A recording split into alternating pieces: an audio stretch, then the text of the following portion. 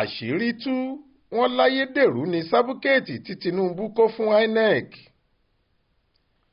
Látàrí awuyewuye tó ń wáyé lórí àbọ̀ ìwádìí àwọn ìwé-ẹ̀rí ààrẹ orílẹ̀-èdè wa Bọ́lá Ahmed Tinubu, èyí tí Àtíkù Abubakar torí rẹ̀ pẹjọ́ sórílẹ̀-èdè Amẹ́ríkà pé kí wọ́n kó àwọn ìwé-ẹ̀rí ọkùnrin náà fóun láti ṣàyẹ̀wò rẹ̀. Fásitì ìpínlẹ̀ Chicago, ìyẹn Chicago State University CSU, ti fìdí ẹ̀ múlẹ̀ pé ní tòdodo Bọ́lá Tinubu kàwé ó sì gboyè jáde níléèwé gíga náà.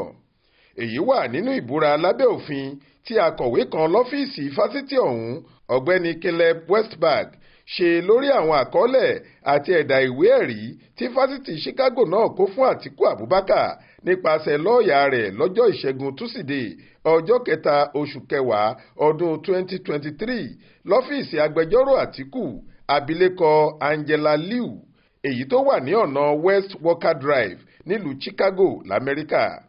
Níṣẹ́jú àwọn lọ́ọ̀yà márùn-ún míì láti iléeṣẹ́ Dechat LLP níbúra ọ̀hún ti wáyé. Wọ́n ní láìfọ̀rọ̀bọpọbọyọ̀ Bọ́lá Ahmed Tinubu kàwé níléèwé náà láti oṣù kẹjọ ọdún 1977 sí oṣù kẹfà ọdún 1979. Àwọn sì fún un níwèé-ẹ̀rí oyè ìmọ̀ okòòwò ṣíṣe Bachelor of Science in Business Administration with Honours.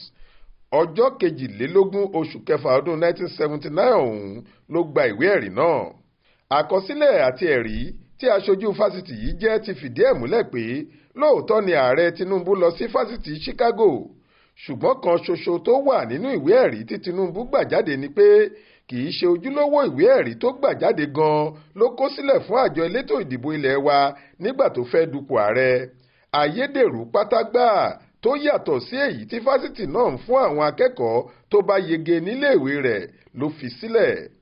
Olùrànlọ́wọ́ pàtàkì sí Àtíkù Abubakar lórí ètò ìbánisọ̀rọ̀, ọ̀gbẹ́ni Frank Shaibu, sọ lọ́jọ́ Túsídẹ̀ẹ́ ọjọ́ 3 oṣù kẹwàá yìí pé àwọn ẹ̀dà ìwé-ẹ̀rí Tinubu tí fásitì Chicago kó fún wa ti fi hàn pé ayédèrú ìwé-ẹ̀rí lèyí tó kó kalẹ̀ fún Inec.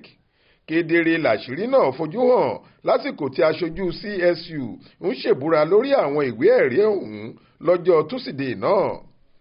Nígbà tí wọ́n ṣe àyẹ̀wò fínífíní sí ẹ̀dà Sabukeeti fásitì Chicago tí Tinubu fún Inec, páálí náà kò dọ́gba pẹ̀lú èyí tí fásitì náà mú jáde gẹ́gẹ́ bí ojúlówó táwọn fún Tinubu tẹ́lẹ̀. Lára ìyàtọ̀ ibẹ̀ ni pé ìbuwọ́lùwé ààrẹ fásitì náà Elnora D. Daniel àti ẹnìkejì rẹ̀ dókítà Neva Luben kì í ṣe ojúlówó nítorí 1996 àti 1998 làwọn méjèèjì yìí di ààrẹ àti ọmọ ìgbìmọ̀ aṣeéfọkàntán, ìyẹn Board of Trustee fásitì Chicago. Ìgbà náà sì ni wọ́n tó láṣẹ láti buwọ́lu Sabukeeti lórúkọ iléèwé náà. Bẹ́ẹ̀ ọdún 1979 ni Tinubu ti gba Sabukeeti rẹ̀. Yàtọ̀ síyẹn, lábẹ́ àmì iléèwé náà táwọn eléèbó ń pè ní lógo wọn, wọ́n kọ 1867 síbẹ̀, àmọ́ kò sí ohun tó jọ bẹ́ẹ̀ nínú èyí tí Tinubu kó fún Inec. Láfikún, with honours farahàn nínú Sabukeeti tí Inec ní Tinubu fún àwọn lásìkò ìbò, àmọ́ kò sóhun tó jọ bẹ́ẹ̀ nínú èyí tí fásitì Chicago fún Àtíkù. Kò sì sóhun tó jọ bẹ́ẹ̀ nínú àwọn Sabukeeti míì tí wọ́n tẹ̀ jáde lásìkò ọ̀hún fáwọn akẹ́kọ̀ọ́ ẹlẹgbẹ́ rẹ̀.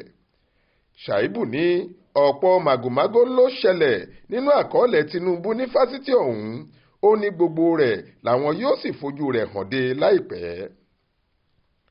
Faith Adébọ́lá ló ń jábọ̀ ròyìn fún iléeṣẹ́ tẹlifíṣàn Aláròye online.